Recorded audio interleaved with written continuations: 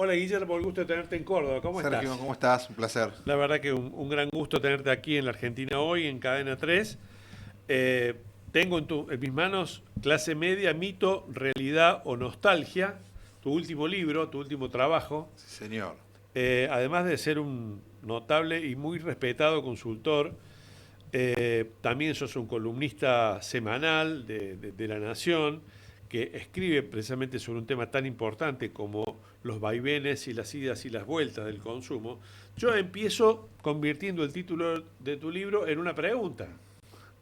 Clase media, mito, realidad o nostalgia. ¿Cuál de las tres? Un poco de las tres, Sergio. Mito, porque bueno, está muy instalada la idea en la genética de nuestra sociedad de somos todos clase media. Durante muchos años y hasta no hace tanto tiempo, incluso gente de clase baja se autopercibía como de clase media.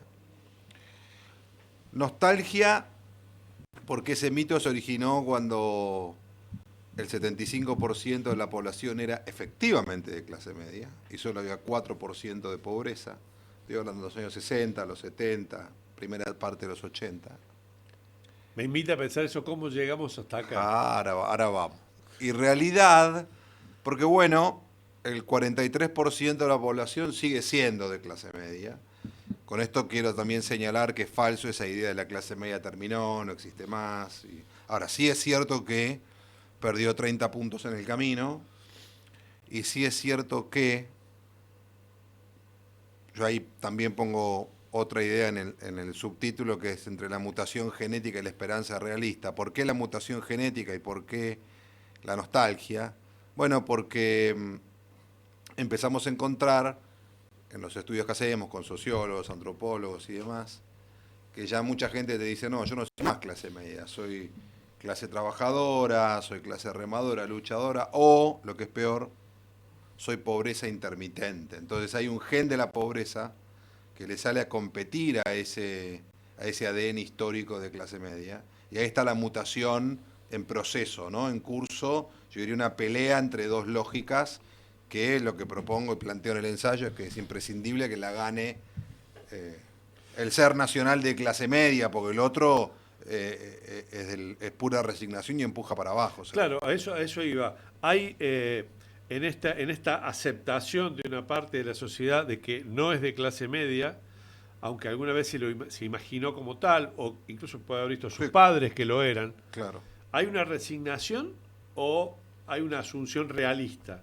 Que no es lo mismo. No, te diría que es otra vez un poco de las dos cosas. Nos preocupa que está creciendo la resignación. El realismo también es parte, es como esto se hubiera bajado la inundación, ¿viste? O sea, llegamos a 211% de inflación y ahora vamos camino a 30. En ese proceso tan abrupto y muy rápido, es como que todos quedaron frente al espejo. Y al mirarse, empiezan a darse cuenta de lo que pasó. Y vos me preguntabas hace unos minutos, bueno, ¿cómo llegamos hasta acá? Bueno, lo que pasó y lo que relata la propia sociedad son cuatro grandes traumas socioeconómicos. El primero fue el Rodrigazo en el 75, que están cumpliendo 50 años. El segundo fue la hiper de Alfonsín en el 89. El tercero fue el fin de la convertibilidad, la explosión del 2001-2002. Y el cuarto fue pandemia más una extensísima cuarentena. Lo que la gente lo vivió como una especie de bombardeo y que generó un profundo trauma.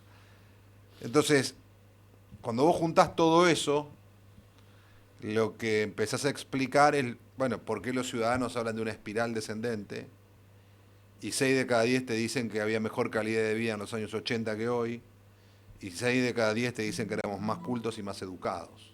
Entonces ahí lo que ven es este proceso de, si querés, degradación, que es lo que nos trajo hasta acá. Y bueno, la parte realista, la parte de la esperanza, Sergio, que todavía sigue habiendo, a pesar de todo eso, una de las clases medias más importantes de Latinoamérica.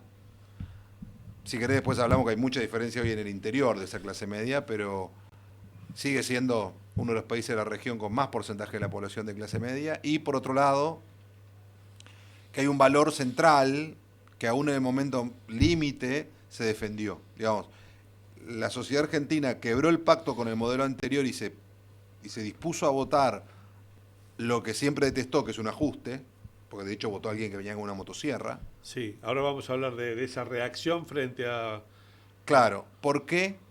Porque tocaron la fibra más esencial de nuestra historia, que viene de Sarmiento para acá, que es la educación como pilar de la movilidad social ascendente. Encontramos a gente, y lo estudiamos mucho, de niveles muy bajos, que decían, yo estoy jugado, pero si vos no dejás ir a mis chicos a la escuela, estás hipotecando siquiera la esperanza de que haya un futuro, y eso no se lo perdonaron al gobierno anterior, sobre todo 2021, provincia de Buenos Aires, ¿no? Siempre me pregunté, porque naturalmente no viví esa época, no viví los años 60 con algún nivel de conciencia, aunque nací en los años 60, si esa nostalgia por una época dorada, aparentemente dorada de la Argentina, fue tal. Cuando vos me decís 4% de pobreza en los años fines de los años 60, los indicadores sociales revelan eso. Sí, claramente. ¿Eran reales esos indicadores? Sí, sí, sí, era una... Por supuesto, cuando uno mira a la distancia, todo se ve más parecido, ¿no? Siempre hubo diferencias, siempre hubo heterogeneidades, pero era una sociedad mucho más homogénea que la actual. Era una sociedad, sobre todo, que tenía algunas garantías, que era... Y esto también es la esencia del arquetipo de la clase media, ¿no? Si vos haces estos deberes, el esfuerzo, el mérito, el estudio, el trabajo, vas a poder lograr cosas. Y estaba ese gran aspiracional que era llegar a la casa propia en una sociedad de origen inmigrante que arraiga cuando tiene su casa, con lo cual para esta sociedad tener una vivienda es central. La casa, el auto, las vacaciones, el estudio de los chicos. Tal cual. Es una síntesis. Esa es la síntesis. Y te diría que hay una cosa también interesante que es el deseo era otro, era más acotado. Hoy, por la tecnología, de manera global, en la sociedad contemporánea hay lo que yo llamo una hipertrofia del deseo. Entonces también lo reconocen. Bueno, antes nos arreglábamos con menos cosas, ¿no? No queríamos tanto como ahora. No había que cambiar el celular todos los años, digamos, pues de hecho, obviamente no había. Y recién empezaron a aparecer las primeras cuestiones de la tecnología, el televisor primero blanco y negro, después el televisor color en los 80. No había, Guillermo, perdóname, no había entonces una un menor impacto sobre la oferta, sobre la oferta de decir, bueno, esto es exclusivo, aunque no lo sea, que es lo que tenemos mucho ahora. Hay mucha venta de cosas aspiracionales, exclusivas, que quizá antes era todo más estándar. No había la zona VIP del cine, por decirte algo, o de la tribuna, o el palco de la tribuna de fútbol. Es cierto, era una oferta también más homogénea, más estándar. Bueno, la Argentina fue durante muchos años un país bastante cerrado. Acordate lo que pasó en la Plata Dulce, cuando empezaron a llegar, la gente viajaba a Brasil a comprar televisores color, o después los primeros autos importados, ¿no? Los japoneses. Y ese fue como un prolegómeno de los 90, y en los 90 llegó el lujo, ¿no? Y llegó el viaje. Entonces ahí sí se fue estirando esa homogeneidad, y de hecho se fue empezando a deteriorar en parte toda la estructura de la sociedad. Pensá que Menem gana la reelección del 95 y a los pocos días se publica que el índice de desempleo era 18% en ese momento. Está buena la referencia a Menem porque yo recuerdo, yo ya era periodista y cubría política ya entonces, que claramente a Menem le aceptaron la cirugía a fondo y hasta el hueso, porque el trauma social que había sufrido la Argentina con motivo de la hiperinflación de Alfonsín, que venía de una larga secuencia que había empezado en la dictadura, no nos acordamos que tenía una inflación muy alta la dictadura y que Alfonsín no pudo conjurarla, el plan austral, etcétera, terminó todo muy mal. Entonces todo le permitieron se le permitió a Menem en ese momento con tal de que bajara la inflación. Esa reacción, ¿qué relación o parentesco tiene, si es que lo tiene, con la reacción que tuvieron los argentinos al votar a Milei hace 2 años? Mucha. Sí tiene, claramente. Primero, Milei mira mucho ese gobierno. Yo diría que Milei mira varios gobiernos, pero digo, mira ese, mira el de Macri, y ve en el de Macri que tuvo un problema, y lo sabe muy bien, de hecho, mucha parte del equipo económico de él viene de ese equipo, el de Mauricio Macri, que era el déficit fiscal. Entonces hace un credo de no tener déficit fiscal. Mira el de Menem porque procura, igual que él, volver a conectar a la Argentina con el mundo y sobre todo en un vínculo muy profundo con Estados Unidos. Y por otro lado propone un modelo económico liberal que los liberales discuten si es liberal, digamos, liberal libertario, como lo plantea el presidente, con casi un 1-1. Hoy estamos, y quiere el dólar a 1000. El dólar a 1000 es simbólicamente, Sergio, 1-1. Sí. Entonces... o dicho en otras palabras, un dólar barato. Un dólar, para no entrar en distinciones de estos tipos de debates que son complejos. No te voy a hacer insultar digamos, por libertario diciendo que un dólar que la sociedad entiende que a este precio vale la pena. Puede viajar. Y fíjate... Alguna partecita se le puede... viajes al exterior creció 80% en el primer trimestre de este año contra el primer trimestre del año anterior. La prueba más clara es esa, ¿no? Claro. 99% de crecimiento en marzo.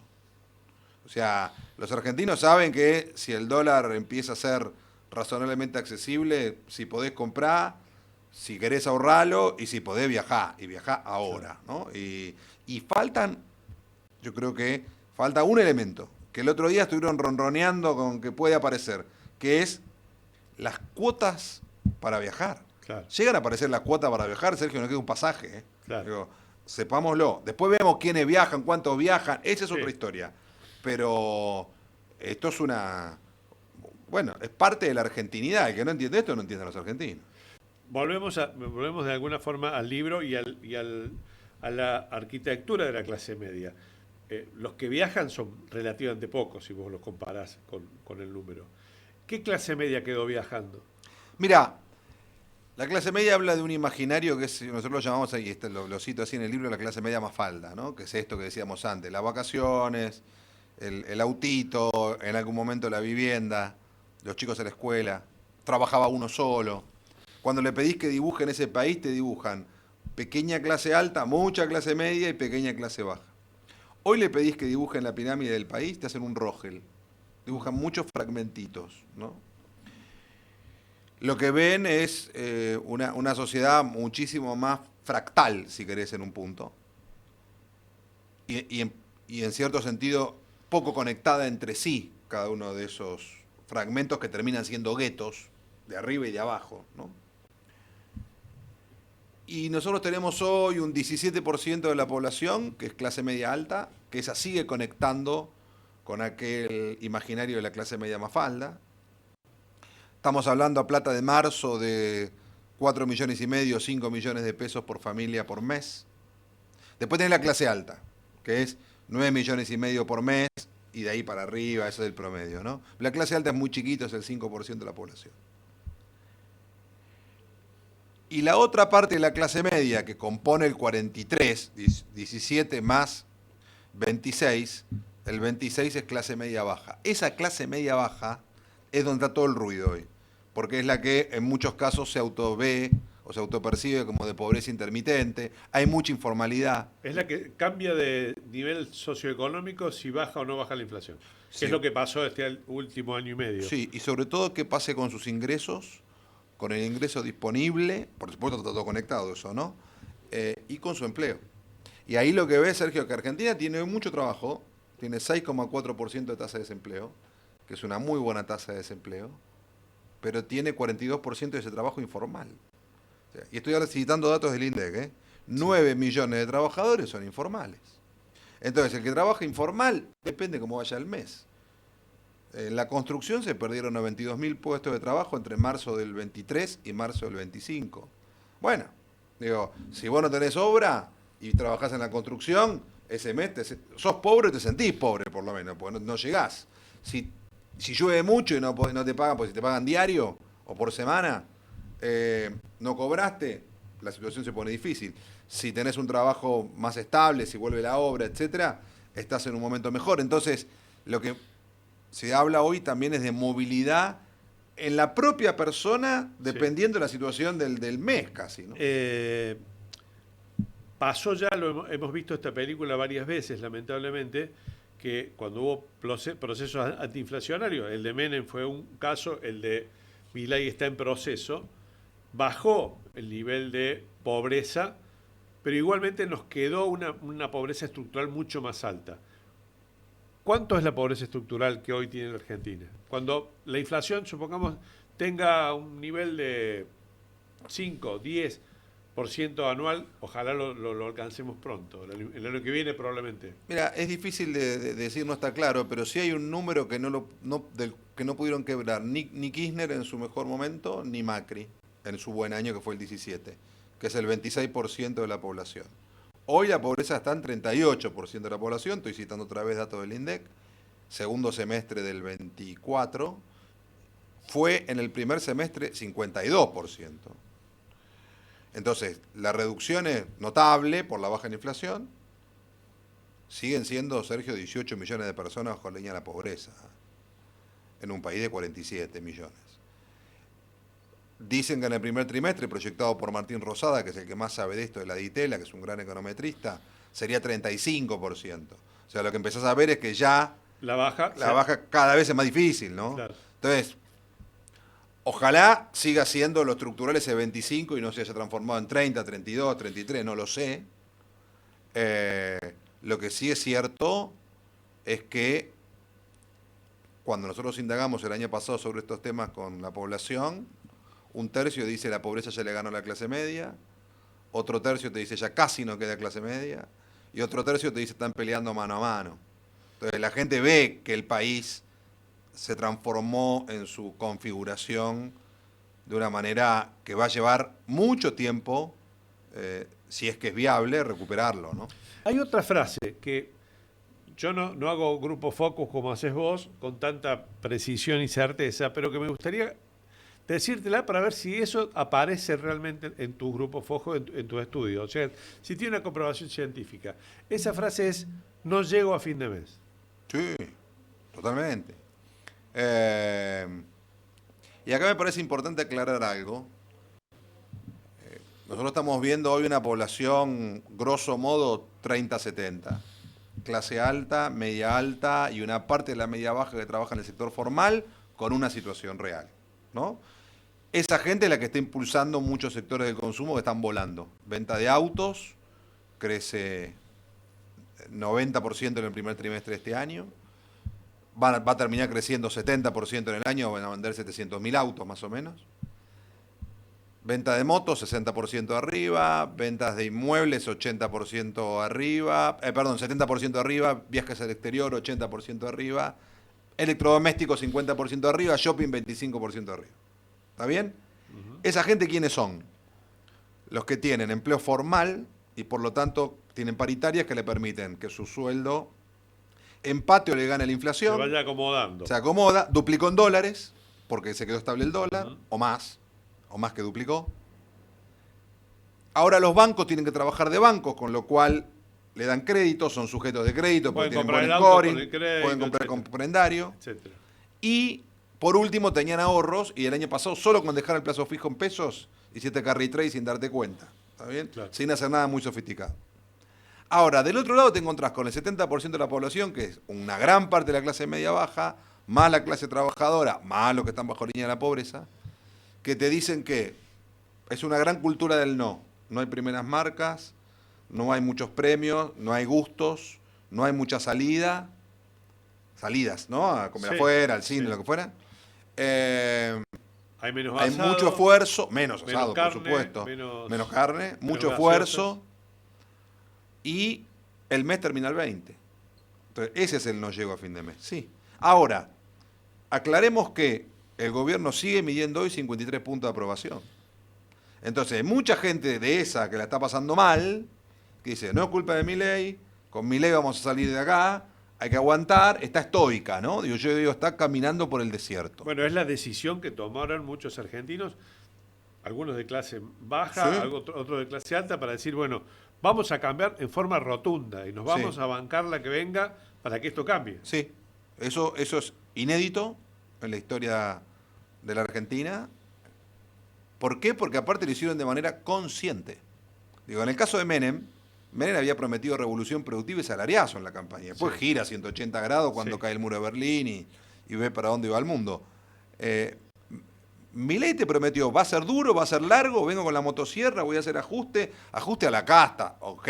Digo, ¿quién podía pensar que no te iba a tocar nada? Van a tirar todos los árboles, alguno va a caer arriba de tu casa. Yo lo consultaba en los estudios que hacíamos y la gente decía, no me importa. Claro. No, a lo mejor no le sale, no me importa. Y lo votaron igual. Te agrego algo. La característica personal de Milei, de una persona exaltada, no voy a decir loco como le quiero faltar respeto a la investidura presidencial, pero sí, que sea así como es lo que me gusta para votarlo. Al 53% que lo apoya, te diría, a muchos de esos, sobre todo al 25% núcleo duro convencido, sí. 30% que lo votó 3 veces, Sí. en la primera vuelta, en la segunda vuelta. ¿Por qué? Porque expresa un gran enojo que nace de un gran dolor. Pues yo creo que es simplificar mucho el análisis solo hablar del enojo, porque el enojo no viene de la nada. El enojo viene primero de un dolor. Y el dolor es una acumulación de frustraciones y sobre todo es el dolor por un gobierno que cruzó un límite moral, ya no solo económico, como los argentinos están muy acostumbrados, en el momento más límite y oscuro que vivió cualquiera que está vivo, que fue obviamente el 2020 y el 21. Y ese límite moral, decíamos, fue no dejar ir a los chicos a la escuela y no poder despedir a los fallecidos. Sí. Dos cosas que no se perdonan, que son de orden humano, no Sí. solo cotidiano. Una herida que no... Que la gente lleva, mucha gente lleva para siempre. Y los jóvenes, además, perdieron esos momentos, viste, de no poder, quinto año, el primer año en la facultad, el primer empleo, lo que fuera, y entonces tienen también, fueron los que de alguna manera apoyaron inicialmente a Milei, esta búsqueda de libertad, libertad, libertad, sufrieron mucho el encierro. Entonces, ahí se terminó de gestar Milei. Yo creo que si no hubiera ocurrido eso, probablemente Milei no hubiera sido presidente. Pero bueno, esta es la historia. Y entonces, en esa sociedad que tomó una decisión de cruzar el Rubicón, de un modo muy consciente, bueno, y está muy estoica, porque está escapando de un lugar que entiende muy oscuro. Y porque además, mucha gente no tiene por qué arrepentirse de una decisión que tomó y que quiere que resulte. Sí, para que no lo tomó hace un asumir año y medio. el dolor de otra frustración, No hace tanto, hablando claro. del dolor. Por supuesto, por supuesto.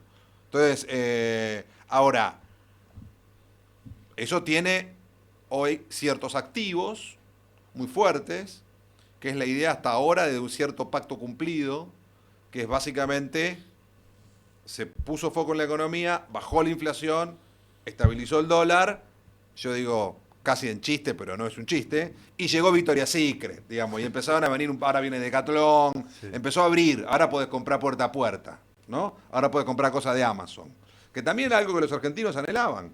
Entonces, ese es el pacto. Orden, tranquilidad, previsibilidad y apertura. Ahora hay algunas Ahora, series- también sí. hay cosas de esas que generan ruidos en otros lugares. No olvidemos, Sergio, las negras también juegan. 53% de prueba, 47% está muy enojada. Por supuesto. Y eso le va a dar seguramente al peronismo una oportunidad de juntar votos. No se va a ganar las elecciones, pero tener un núcleo, conservar un núcleo duro aún en la derrota. Pero también me parece que hay algunas señales que la sociedad le dio. Sus propios votantes les dieron a una parte de ellos. El año pasado hubo una discusión sobre el financiamiento educativo, sobre la universidad. Fueron muy grandes las manifestaciones y no necesariamente organizadas por el peronismo. No. Yo creo que el gobierno, primero, es muy pragmático, mucho más de lo que muchos creen. La primera reacción fue mala, lágrimas de zurdo fue muy mala. Al otro día reaccionaron y dijeron es una causa noble. ¿Por qué? Porque entendieron que en la Argentina hay 2, 3 cosas que no se tocan, Sergio. Una es la uva.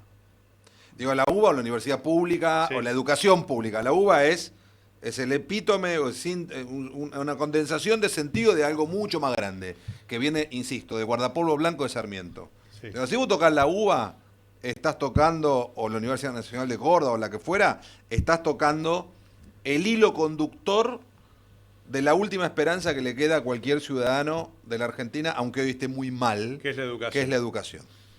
Entonces, esa idea no murió. No, esa idea está más vigente que nunca. No.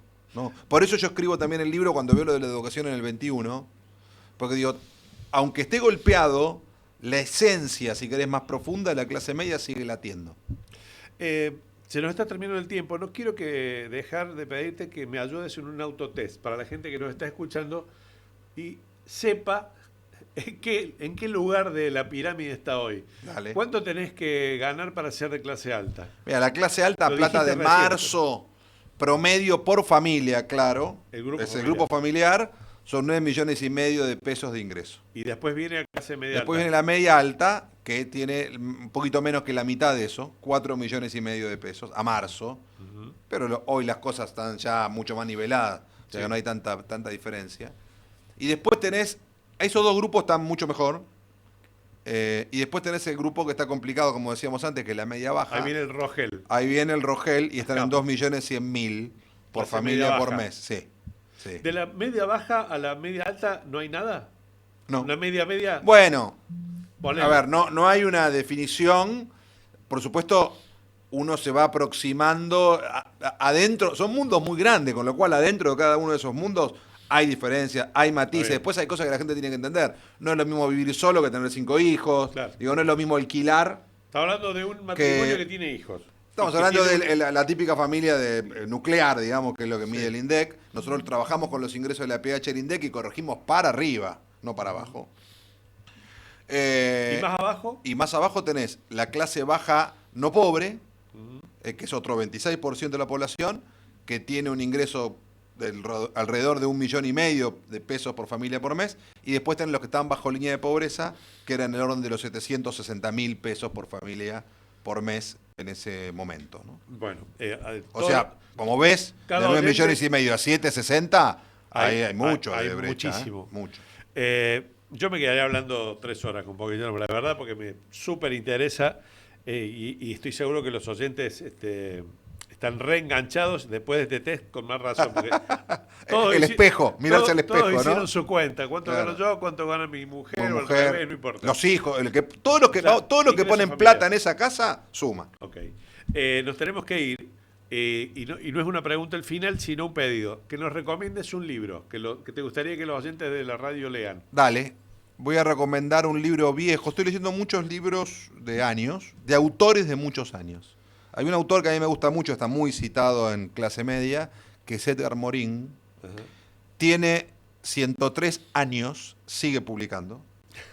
Busquen lo que encuentren de Edgar Morin. El libro más famoso de él es Teoría del Pensamiento Complejo, que es de 1999. ¿Por qué? Porque es alguien que me parece que nos puede ayudar a pensar mucho el mundo de hoy. Que es ¿Tiene un nombre? mundo. Teoría del Pensamiento Complejo. Ok. Es un pensador que cree en la capacidad que tenemos que desarrollar de salir de los dogmas, de buscar la sensatez, de entender los equilibrios, de entender las interrelaciones, de entender lo múltiple, ¿no? El todo y las partes, la interrelación entre las partes, el todo y cómo se retroalimentan, que para un mundo interconectado como el actual y donde está, si querés, hackeado por la inteligencia artificial general que dicen que se viene, bueno, hay mucho para pensar sobre cómo tenemos que poder procesar la cantidad de variables que se están moviendo de golpe. Si no, lean otros de Morin, Despertemos es el último que publicó, Una mente bien ordenada. Digo, están todos en línea. El que consigan de Edgar Morin que hable sobre el pensamiento complejo. Y quiero cerrar con esta idea. Él habla del buen vivir, que es una idea muy linda que tiene. Dice, el buen vivir es la conjunción, Sergio, de prosa y poesía. Prosa es esfuerzo, estudio, trabajo, y poesía es disfrute, celebración, bienestar. ¿Qué dice Morin? Muchachos, traten de equilibrar prosa y poesía, la prosa necesaria, sin la poesía no se puede vivir. Mil gracias. Yo voy a recomendar tu libro, que me leí el fin de semana pasado, que es Clase Media, Mito, Realidad o Nostalgia. Y la verdad que fue un gran placer para mí leerte en formato de libro. Te leo cotidianamente en tus columnas en el diario. Bueno, Muchísimas gracias. Muchas gracias, Sergio. Un gran placer estar aquí.